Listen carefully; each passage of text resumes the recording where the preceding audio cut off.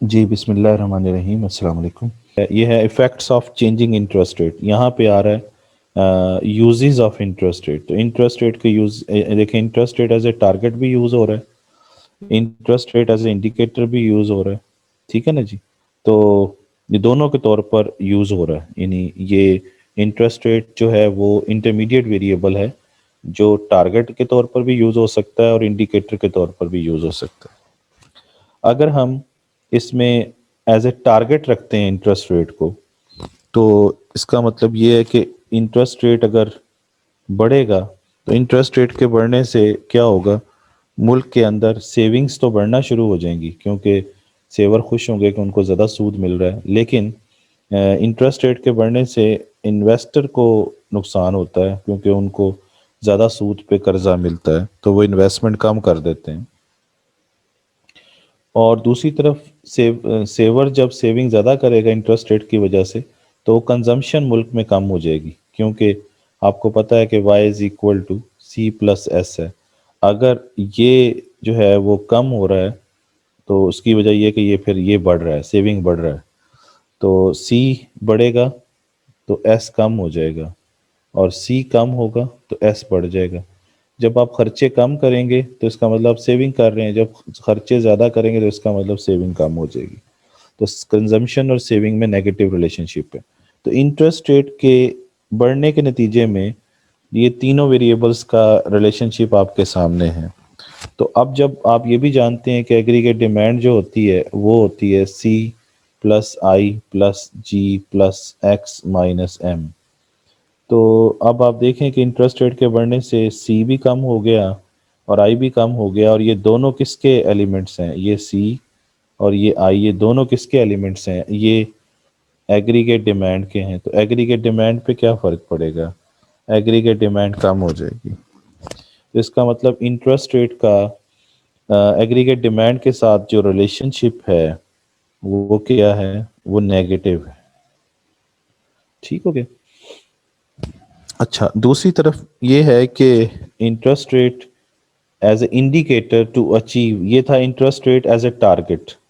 اب یہ ہے اور یہ کس لیے یوز کیا جا رہا تھا، یہ ایگریگیٹ ڈیمانڈ کو کنٹرول کرنے کے لیے یوز کیا جا رہا تھا۔ اب یہاں پہ ہے کہ achieve the money supply target as a indicator کیسے یوز ہوگا، یہ دیکھیں کہ انٹرسٹ ریٹ کے ساتھ منی سپلائی کا کیا لنک ہے۔ تو انٹرسٹ ریٹ اگر بڑھے گا تو اس کا مطلب یہ ہے کہ ملک کے اندر بورونگ کیا ہو جائے گی، بورو لوگ زیادہ کریں گے نہیں، کیونکہ سود زیادہ دینا پڑ رہا ہے تو بورونگ کم ہو جائے گی۔ جب بورونگ کم ہوگی تو ملک کے اندر منی سپلائی کم ہو جائے گی، کیونکہ بینکوں کے پاس ہی رہ جائے گا نا پیسہ، مارکیٹ میں نہیں جائے گا، کرنسی ان سرکولیشن میں اضافہ نہیں ہوگا، تو منی سپلائی میں کمی آ جائے گی، ٹھیک ہے نا جی۔ اچھا، اس کے بعد اگر ہم چلیں تو اگلی بات وہ ایکسچینج ریٹ کے حوالے سے آپ کو بتا رہے ہیں، اور یہ بات پہلے ہم نے ڈسکس کی ہوئی ہے، یہ والی بات کہ انٹرسٹ ریٹ کا ایکسچینج ریٹ کے ساتھ جو ریلیشن شپ ہے وہ کیا ہے، وہ پازیٹیو ہے۔ تو اس کا مطلب یہ ہوا کہ انٹرسٹ ریٹ بڑھے گا تو ایکسچینج ریٹ بھی کیا ہوگا، بڑھ جائے گا، یہ پازیٹیو ریلیشن شپ ہے۔ اور یہ ریلیشن شپ کیسے ہے وہ میں آپ کو سمجھا بھی دیتا ہوں۔ اس کی وجہ یہ ہے کہ جب آپ کے ملک کے اندر انٹرسٹ ریٹ بڑھے گا تو انٹرسٹ ریٹ کے بڑھنے سے آپ کے جو فائنینشیل ایسٹس ہیں اس میں اضافہ ہوگا، demand for financial assets in local currency, یعنی وہ فائنینشیل ایسٹس جو کہ لوکل کرنسی میں ہے، اس کی کیونکہ انٹرسٹ ریٹ بڑھ گیا نا آپ کے ملک کے اندر، تو ڈیمانڈ فار فائنینشیل ایسٹ یعنی آپ کے بانڈس کی ڈیمانڈ دنیا بھی کرے گی، کیونکہ آپ اس کے اوپر زیادہ جو ہے وہ سود دے رہے ہیں، تو اس کی وجہ سے آپ کی کرنسی کی ڈیمانڈ میں اضافہ ہو جائے گا، ڈیمانڈ فار لوکل کرنسی کیا ہو جائے گی، بڑھ جائے گی۔ جب ڈیمانڈ فار لوکل کرنسی بڑھے گی تو لوکل کرنسی کا ایکسچینج ریٹ کیا ہو جائے گا، وہ بھی بڑھ جائے گا۔ تو آپ کے سامنے ہے کہ یہ پازیٹیو ریلیشن شپ ہے کہ انٹرسٹ ریٹ جو ہے وہ اگر بڑھتا ہے تو ایکسچینج ریٹ بھی کیا ہے بڑھ جاتا ہے. This shows the positive relationship. یہ جو میں نے ابھی یہاں پہ بات کی تھی آپ سے, تو انٹرسٹ ریٹ کا ایکسچینج ریٹ کے اوپر افیکٹ کیا ہے, پازیٹیو ہے. ٹھیک ہو گیا. اچھا اب آ جائیے واپس اگلی چیز کے اوپر. وہ کیا ہے کہ impact of the rise in interest rate. تو انٹرسٹ ریٹ کے بڑھنے سے کیا کیا اثرات ہوتے ہیں. ایک تو میں نے آپ کو بتا دیا ہے کہ ایکسچینج ریٹ کے اوپر کیا ہو رہا ہے, ڈیمانڈ کے اوپر کیا ہو رہا ہے, منی سپلائی کے اوپر کیا ہو رہا ہے. تین چیزیں میں نے بتائی, دوبارہ سے یہی بات بتائی جا رہی ہے کہ کیا ہوتا ہے.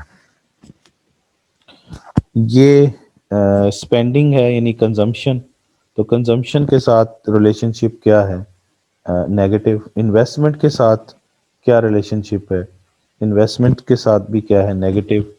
اور فارن فنڈز کے ساتھ کیا ہیں, پازیٹیو. ایکسچینج ریٹ کے ساتھ کیا ہے, ایکسچینج ریٹ کے ساتھ پازیٹیو. اور پھر انٹرسٹ ریٹ کے ساتھ, انفلیشن ریٹ کے ساتھ کیا ہے, تو انفلیشن ریٹ کے ساتھ نیگیٹو. انفلیشن ریٹ کے ساتھ کیا ہے, نیگیٹو ہے. ٹھیک ہے, تو یہ آپ کے سامنے. اور بانڈ پرائسز کے ساتھ بھی کیا ہے, نیگیٹو. یہ میں نے آپ کو بتایا ہے ریلیشن شپ کس کا, کہ اگر انٹرسٹ ریٹ میں کیا ہو جائے اضافہ, اگر انٹرسٹ ریٹ میں اضافہ ہو جائے تو ان سب ویریبلس پر کیا فرق پڑے گا, یہ آپ کے سامنے ہے. ٹھیک ہے نا جی. تو یہ کیا ہوگا, یہ آپ کے سامنے ہے. اس کا مطلب یہ ہے کہ یہ میں آپ کو یہاں پر سمجھا بھی دیتا ہوں.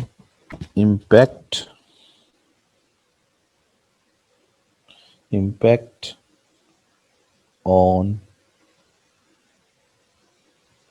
ویریس variables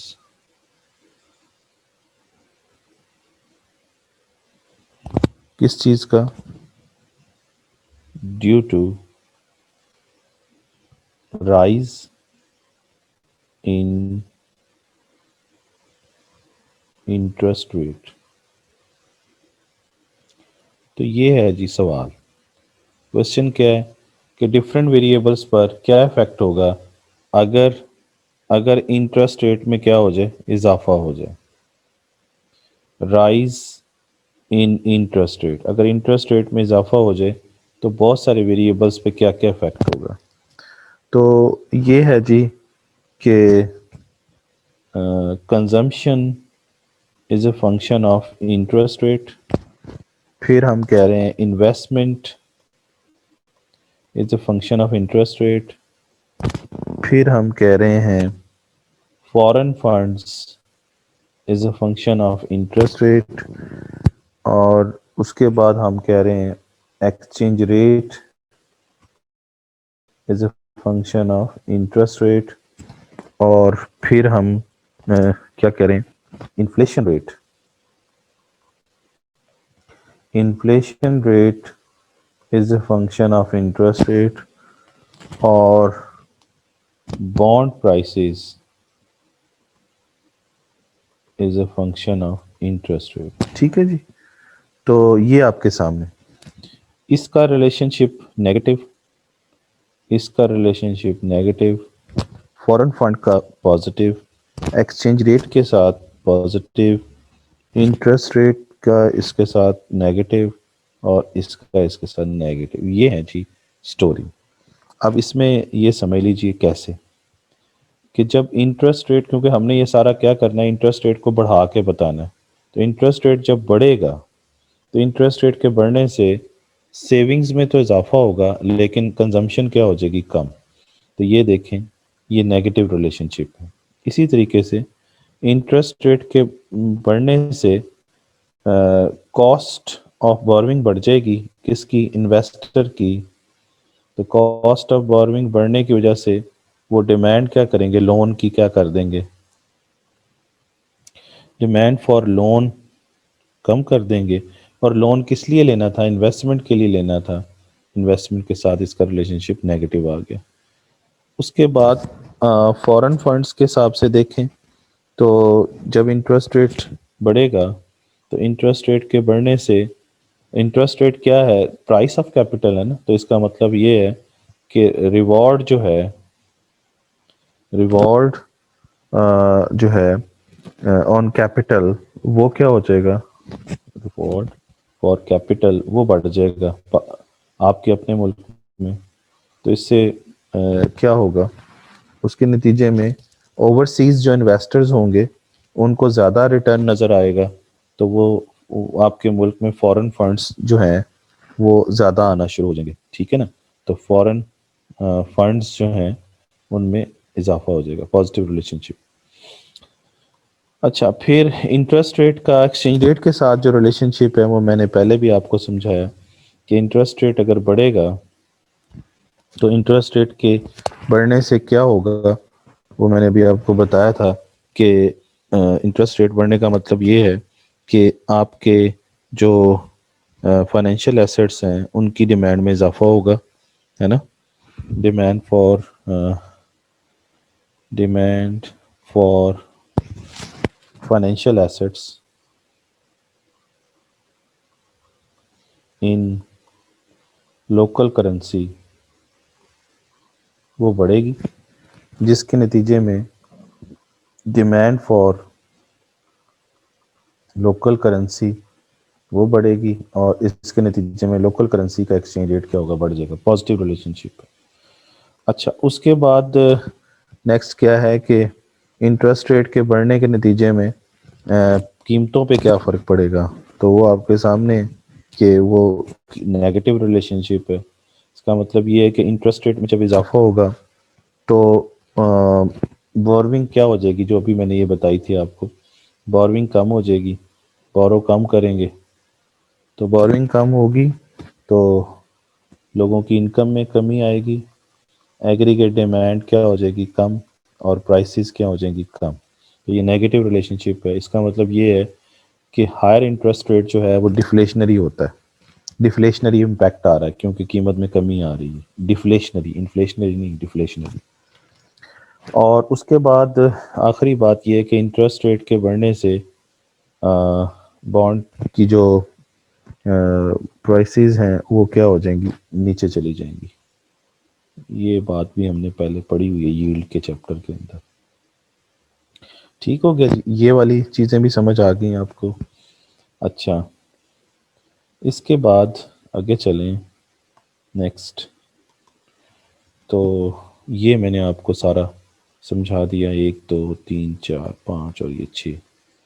اور یہ ذہن میں رہے کہ یہ انٹرسٹ ریٹ کو ہم نے بڑھا کر بات کی ہے، آپ کم کر کے بھی کر لیں، ریلیشن شپ یہی رہے گا. اچھا، اس کے بعد benefits of interest rate policy. تو بینیفٹس یہ ہیں جی انٹرسٹ ریٹ پالیسی کے کہ چونکہ یہ سینٹرل بینک کی پالیسی ہے تو سینٹرل بینک فوری طور پر انٹرسٹ ریٹ بڑھا بھی سکتا ہے، کم بھی کر سکتا ہے. اس کے لیے کسی لیگل اس کی ضرورت نہیں ہے. جس طرح فسکل پالیسی ہے تو فسکل پالیسی ٹیکس کی پالیسی ہے یا گورنمنٹ کی اسپینڈنگ کی پالیسی ہے، تو اس کے لیے انہیں بجٹ ہوتا ہے نا فسکل پالیسی، اس کے لیے وہ اپروول لینی پڑتی ہے اسمبلی سے، اور ادھر ادھر بڑی ایکٹیویٹیز ہوتی ہیں ان کے لیے، پورا پروسیجر ہے، تو وہاں پر ٹائم لگ سکتا ہے. لیکن اس کے اندر ٹائم کی ضرورت نہیں ہے، یہاں پر کوئکلی سینٹرل بینک بڑھا سکتا ہے، ود ان آورز جو ہے وہ انٹرونشنز کر سکتا ہے. لیکن فسکل پالیسی جو ہوتی ہے وہ منتھس لیتی ہے، کیونکہ اس کے لیے لیجسلیشن پاس کرنی ہوتی، قانون سازی کرانی پڑتی ہے اسمبلی سے. دوسرا اس کا فائدہ یہ ہے کہ یہ انٹرسٹ ریٹ کے ذریعے گورنمنٹ کی جو بورونگ ہے ان کو کنٹرول کرتے ہیں، کیونکہ گورنمنٹ بورونگ اگر انٹرسٹ ریٹ کو یہ ہائی رکھیں گے تو گورنمنٹ خود بخود بورونگ کم کر دے گی. تو یہ کوشش کرتے ہیں کہ گورنمنٹ کی بورونگ کو بھی کنٹرول کر سکیں. اس کے کچھ ڈرا بیکس بھی ہیں کہ اس کا جو انٹرسٹ ریٹ پالیسی کے ڈرا بیکس کیا ہیں کہ unpredictable in effect. Unpredictable in effect کا مطلب یہ ہے کہ آپ نے کیا کیا، آپ نے انٹرسٹ ریٹ کو بڑھایا فار ایگزامپل، تو انٹرسٹ ریٹ کے بڑھانے سے ہم یہ کہتے ہیں کہ سیونگز جو ہیں وہ بڑھ جائیں گی. انٹرسٹ اس کے اور انٹرسٹ ریٹ کے بڑھانے سے انویسٹمنٹ جو ہے وہ کم ہو جائے گی. تو جب انویسٹمنٹ میں کمی آتی ہے تو آپ سمجھتے ہیں کہ ایگریگیٹ ڈیمانڈ کم ہو جائے گی. لیکن یہ نہیں پتا کہ اتنی کم ہو جائے گی یا اتنی کم ہو جائے گی.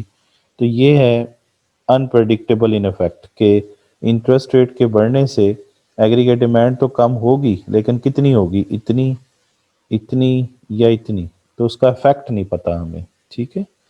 اس کے بعد اگلی چیز یہ ہے کہ اس کے جو انٹرسٹ ریٹ پڑھنے کے جو ایفیکٹس ہیں وہ انڈسکریمنیٹ ایفیکٹ ہیں. ڈسکریمنیٹ کا مطلب ہوتا ہے جس میں آپ فرق کر سکیں. انڈسکریمنیٹ کا مطلب یہ ہے کہ آپ فرق نہیں کر پا رہے کہ پتہ نہیں کیا ہوگا. اس کا مطلب یہ ہے کہ کوئی پتہ نہیں چل رہا کہ انٹرسٹ ریٹ کا کیا نتیجہ نکلے گا. جیسے میں اس کو سمجھا دیتا ہوں کہ انٹرسٹ ریٹ کے بڑھنے سے کیا ہوگا، بورونگ کیا ہو جائے گی، کم ہو جائے گی. بورونگ کم ہو جائے گی. بورونگ کم ہونے کے نتیجے انٹرسٹ ریٹ کے بڑھنے سے بورونگ کم ہو جائے گی. لیکن انٹرسٹ ریٹ کے بڑھنے سے سیونگ تو بڑھے گی نا.